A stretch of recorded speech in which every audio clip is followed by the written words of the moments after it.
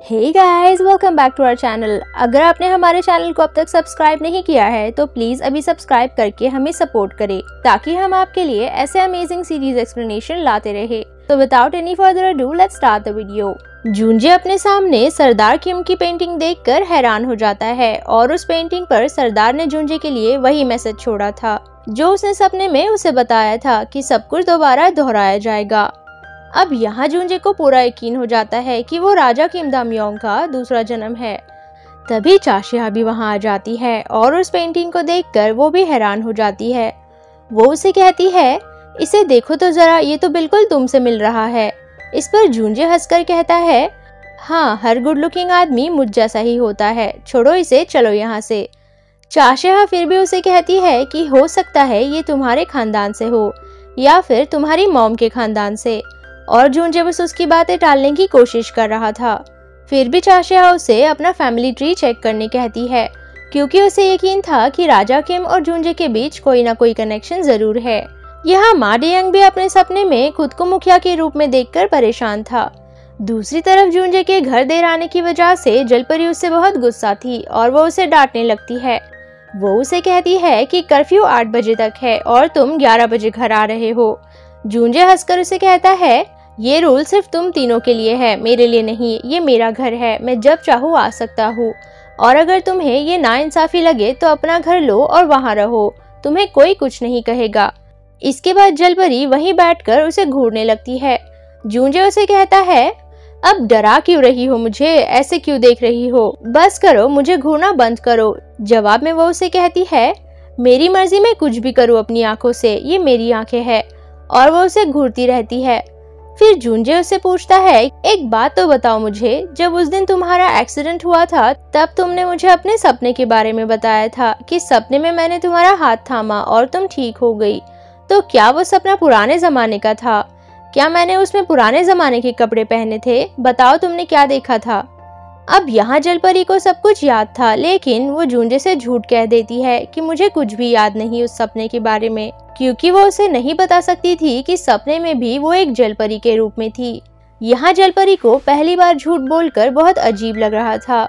जूनजे फिर से अपने सपने में पिछले जन्म को देखकर बेचैन होने लगता है और वो बाहर आता है जहाँ उसे नामदो मिलता है और वो दोनों बैठकर बातें करने लगते हैं। नामदो उसे जलपरी के बारे में पूछने लगता है कि शिमचोंग तुम्हें अजीब नहीं लगती क्या? उसकी हरकतें भी बहुत अलग होती है। जूनजे मुस्कुराकर कहता है, ऐसा कुछ नहीं है, वो तो हमेशा से ही ऐसी है। अब यहाँ नामदो उसे जलपरी के फ्रैक्चर रिपोर्ट के बारे में बताता है कि उसका फ्रैक्चर 1 हफ्ते में कैसे ठीक हो गया, जबकि डॉक्टर का कहना था कि किसी भी फ्रैक्चर को ठीक होने के लिए 1 महीना लगता है। चलो मान लिया वो सुंदर है, अच्छे दिल की भी है, लेकिन उसे देखकर कभी कभी लगता है कि वो किसी और ही दुनिया से आई है। और फिर वो जूनजे को वही मोती दिखाने लगता है जो उसने जलपरी से चुराया था। उस मोती को देखते ही जूनजे को पुराने जमाने का सीन याद आने लगता है। नामदो कहता है, शिमचोंग के पास ना कोई नौकरी है और ना वो हमारे अलावा किसी को जानती है, लेकिन उसके पास एक थैली है जिसमें ऐसे बहुत से मोती है जिन्हें बेचकर वो तुम्हें पैसे देना चाहती है। सोचो आखिर कहाँ से लाती होगी वो इतने कीमती मोती। और ये बात तो सब जानते हैं कि तुम उससे स्पेन में मिले थे, लेकिन ये बात तुम्हें याद क्यों नहीं है? कुछ ना कुछ बात तो जरूर है। इस पर जूनजे उसे कहता है, ये सब तुम क्यों जानना चाहते हो? तब नामदो उसे बताता है कि जब से शिमचोंग हमारी लाइफ में आई है तुम बदल रहे हो और मुझे बस उसके बारे में सब कुछ जानना है और मैं जानकर ही रहूंगा। ये कहकर वो वहाँ से चला जाता है। यहाँ अब जूनजे को भी जलपरी के बारे में सब जानना था। दूसरी तरफ हम ऑफिसर हान को देखते हैं जिसे मा डेयंग के बारे में एक बहुत बड़ी जानकारी मिलती है। उसकी फाइल से उसे पता चला था कि मा डेयंग को एंगर इश्यूज है जिसके चलते वो लोगों का मर्डर कर देता है। इसके अलावा 88 और 89 के बीच जो चोरियां उसने की थी उस दौरान उसके साथ एक औरत भी हुआ करती थी। एंड गाइस, सीन यहाँ से कट होके हमें जूनजे के डैड को दिखाया जाता है जिन्हें अब बिल्कुल दिखना बंद हो गया था। मे बी वो औरत स्योही ही होगी। एनीवेज, इसके बाद हम जलपरी को देखते हैं जो कुछ टॉयज देख रही थी। तभी वहाँ लूना आ जाती है जो उसे ही ढूंढते हुए वहाँ आई थी। लूना उसे यहाँ एक बात बताती है जो जलपरी अपने मन में सोच रही थी। शायद लूना उसके मन की बातें सुन सकती है। मीनवाइल जूनजे को पता चलता है कि जलपरी घर में नहीं है। तभी उसकी नज़र सामने रखे मोतियों पर पड़ जाती है। वो कहता है आखिर ये लड़की इतने कीमती मोती कहाँ से लाई होगी, और वो उसे ढूंढते हुए पूरे घर में घूमने लगता है। तभी जलपरी लूना के साथ घर आती है और उसे देखकर वो उसे डांटने लगता है, क्योंकि जलपरी कभी भी अपना फोन चार्ज करके नहीं रखती थी। जूंजे उसे कहता है कि तुम्हें कितनी बार कहा है अपना फोन चार्ज करके रखा करो, हर वक्त फोन बंद करके रख देती हो, कोई खिलौना है क्या ये? जिस पर वो उसे कहती है कि मर गया मेरा फोन तो, और जूंजे उसका फोन लेकर चार्ज पर लगाता है। तभी वो लूना को अपनी दोस्त कहकर इंट्रोड्यूस करती है, और ये देखकर जूंजे उसे कहता है कैसे कैसे दोस्त रखे हैं तुमने, पहले वो फकीरनी थी और अब ये बच्ची है। लूना को उसकी बात अच्छी नहीं लगती और वो उससे पूछती है क्या तुम भी बेरोजगार हो, क्योंकि जब सब काम पे हो और तुम घर पे मजे से टीवी और गेम खेल रहे हो तो इसका मतलब तो यही हुआ ना कि तुम बेरोजगार हो। जवाब में वो उसे कहता है हम फ्रीलांसर है और इसीलिए हम घर से काम करते हैं।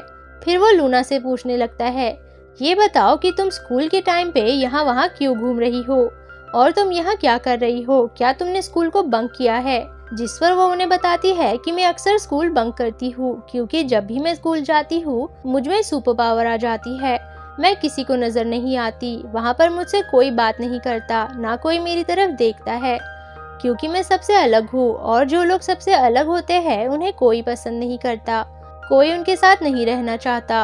और ये सब सुनकर जलपरी मन ही मन सोचने लगती है कि मैं भी तो अलग हूँ और अगर जूंजे को पता चला तो वो मुझसे नफरत करने लगेगा, वो मुझे छोड़कर चला जाएगा। तब जूंजे हैरान होकर जलपरी की तरफ देखने लगता है क्योंकि उसे जलपरी के मन की बात सुनाई दे रही थी।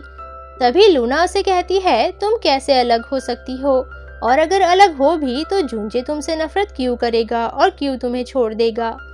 नामदो उसकी बातें सुनकर हंसने लगता है और उससे पूछता है कि क्या कहा तुमने, कौन अलग है और किससे नफरत करेगा ये? जिस पर वो उसे कहती है मैंने अभी तो शिमचोंग को ये सब कहते हुए सुना, क्या तुम सब ने कुछ नहीं सुना?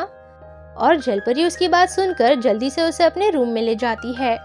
उसके वहां से जाते ही जूंजे अपने दोस्तों से पूछता है क्या तुम दोनों ने सच में शिमचोंग की बातें नहीं सुनी? जिस पर वो ना कहते हैं। यहाँ जलपरी लूना से पूछती है मैंने जो भी सोचा क्या तुमने वो सब सुन लिया? और उसके हाँ कहने पर जलपरी फिर से अपने मन में बहुत सारी चीजें सोचने लगती है और उसके मन की सारी बातें लूना सुन पा रही थी। जलपरी उसे कहती है देखो तुम इसके बारे में किसी को मत बताना कि तुम मुझे सुन सकती हो, और लूना उसे प्रॉमिस करती है। मीनवाइल जूंजे मिस्टर नाम से मिलने आता है जिन्हें होश आया था। जूंजे अपने ड्राइवर अंकल को होश में देखकर बहुत खुश होता है। इसके बाद उनकी वाइफ जूंजे को बताती है तुम्हारी मॉम मुझे कॉल किया करती थी लेकिन मैंने उन्हें कभी नहीं बताया कि तुम घर छोड़कर भाग गए थे। आखिरी बार भी तुम्हारी मॉम ने मुझे कॉल की थी, उस टाइम मैंने उनसे कहा कि तुम पढ़ाई करने अब्रॉड गए हो। इसके बाद हमारी कोई बात नहीं हुई और मुझे नहीं पता कि वो अब कहाँ है। और उनकी बातें सुनकर जूंजे उदास हो जाता है। नेक्स्ट सीन में जलपरी और जूंजे अल्कोहल पीकर ड्रंक हो रहे होते हैं। तभी जलपरी ड्रंक हालत में उसे अपना सच बताने वाली थी, लेकिन लकीली अचानक उसका सारा नशा उतर जाता है और फिर वो और भी ज्यादा पीने लगती है। दोनों मिलकर कई बोतल खाली कर देते हैं।